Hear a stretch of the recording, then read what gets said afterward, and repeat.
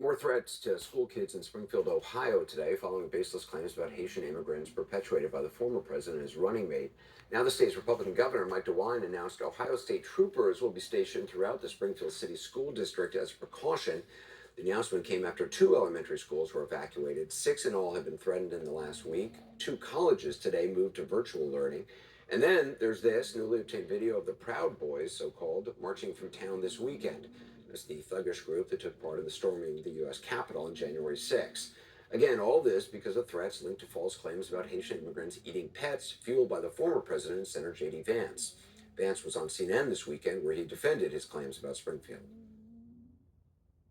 The American media totally ignored this stuff until Donald Trump and I started talking about cat memes. If I have to, But it if I wasn't have just a to meme. create stories so that the American media actually pays attention to the suffering of the American people, then that's what I'm going to do, Dana, because you guys are completely letting Kamala Harris coast. You just We said that ought you're to be creating talking a about story. public policy.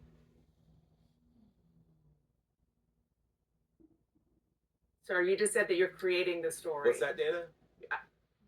You just said that this is a story that you Yes. created.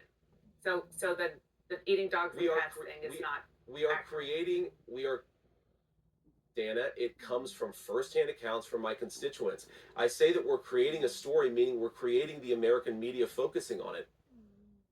I'm joined now by the mayor of Springfield, Ohio, says he and other officials have personally received threats. Mayor Rue, I appreciate your time tonight. I'm sorry we're talking under these circumstances. You heard what Vance said this weekend. I'm wondering if you have any thoughts on that, and if you could just talk about the threats that you have been experiencing in Springfield. Yeah, thank you for having me on, Anderson.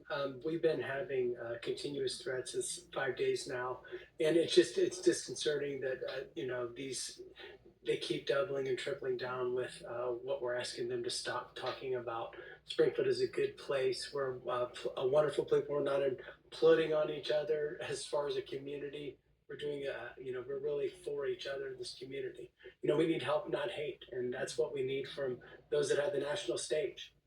So you've had elementary schools evacuated because of bomb threats for 3 days in a row. How many kids? I mean, how many kids, families' lives is all of this affecting? Well, if you look at our entire student body, you're looking around 6 to 7,000 students, and so it's just really mixes up a lot of the daily lives of our community.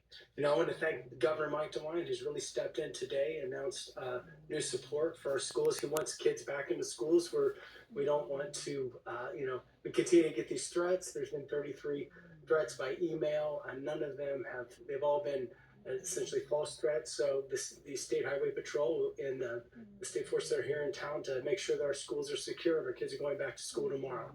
And do you think that? I mean, do you think kind of tamp down on the threats, the logistical problems caused by all this national attention? Well, it certainly is my hope that we come back to a community of peace. We're not a community without struggle, but I can say that we definitely would like to get back to focus on what normal life is here in town and focus on what we've been focusing on: our infrastructure, our school system, our healthcare, and bringing the community together to move forward. We saw that video of the so-called Proud Boys, marching around with some flags.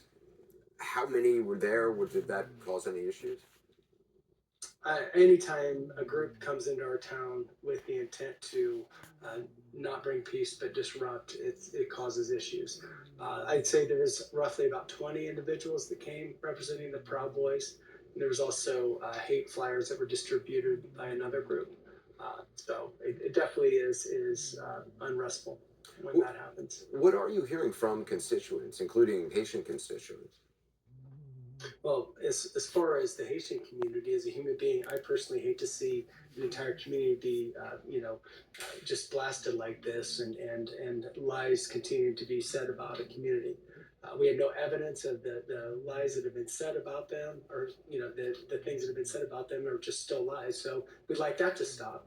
So at least part of the community that is here, under this current administration's policy, they're here, they're in our community. So we're trying to embrace the entire community and do the best we can as leaders. It's been reported that the former president might be planning a visit to Springfield. I'm wondering if you've heard from the campaign at all, and the impact of something like that be right now in your town?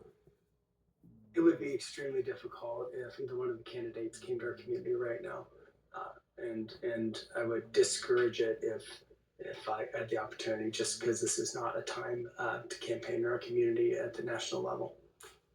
And in terms of the difficulties, separate from this, the actual difficulties because of the large number of people who are there legally but who have come, what are the resources you need to help cope with that?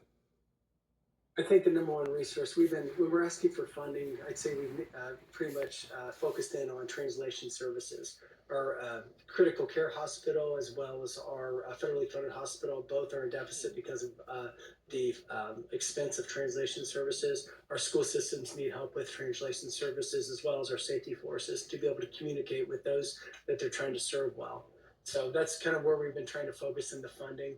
We've also had, realistically, we've had an uptick in reckless operation. And again, we had a program in coordination with the State Highway Patrol and our local law enforcement to help curb that, the reckless operation, and help assist in enforcing that.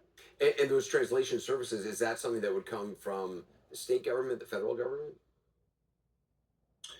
We've certainly asked for assistance from both, but either one that would be offering help and funding assistance, we would accept it.